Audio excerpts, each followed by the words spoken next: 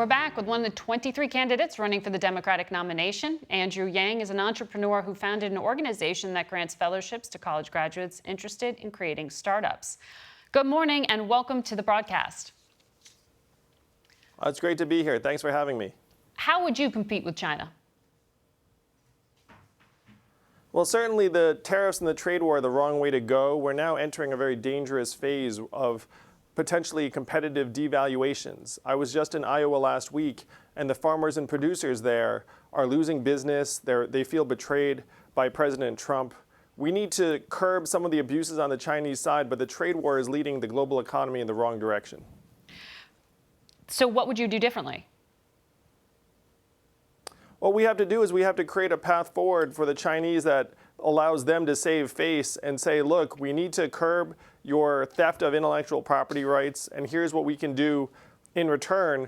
But the problem right now is that there's no notice, and there's this arbitrary nature of the tariffs where Donald Trump will say one thing one day and then come back the next week. And the Chinese at this point don't know how to negotiate in good faith. We have to create a path forward that'll work for both sides.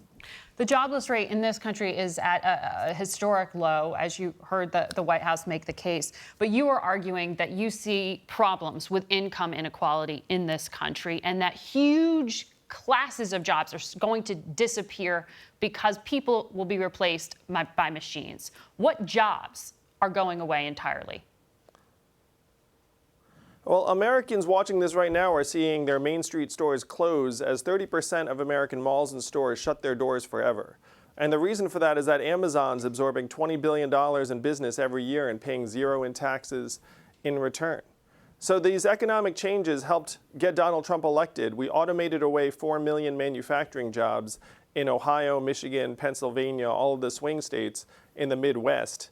And now that automation trend is going to come to retail, call centers, fast food, and eventually truck drivers, which is the most common job in 29 states in this country.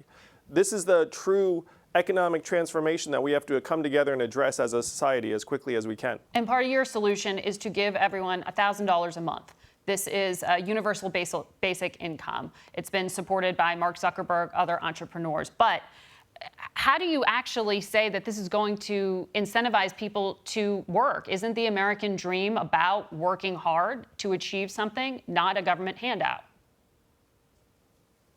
Well, Americans will work even harder when they get the resources in place to actually get ahead. This is the trickle-up economy from our people, families, and communities up.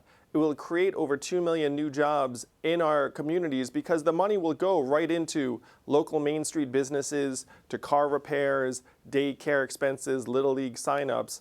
And that's where the economic value needs to go in order to create jobs where people live and work.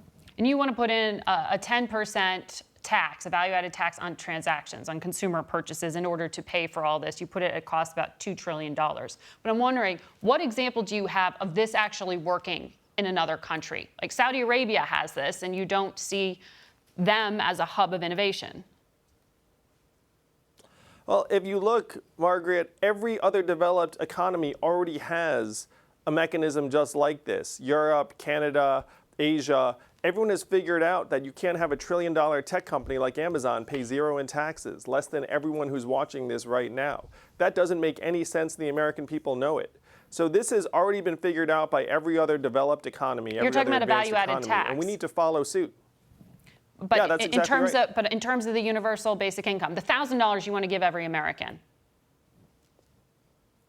Yeah, so if we look within our own country, Alaska's had a dividend of $1,000 to $2,000 per individual for almost 40 years. It was passed by a Republican governor. It's wildly popular. It's created thousands of jobs right there in Alaska. So you don't even need to look abroad. They call it the oil check in Alaska. We're going to call this the tech check. It's going to help rejuvenate American Main Street businesses and give us all a path forward.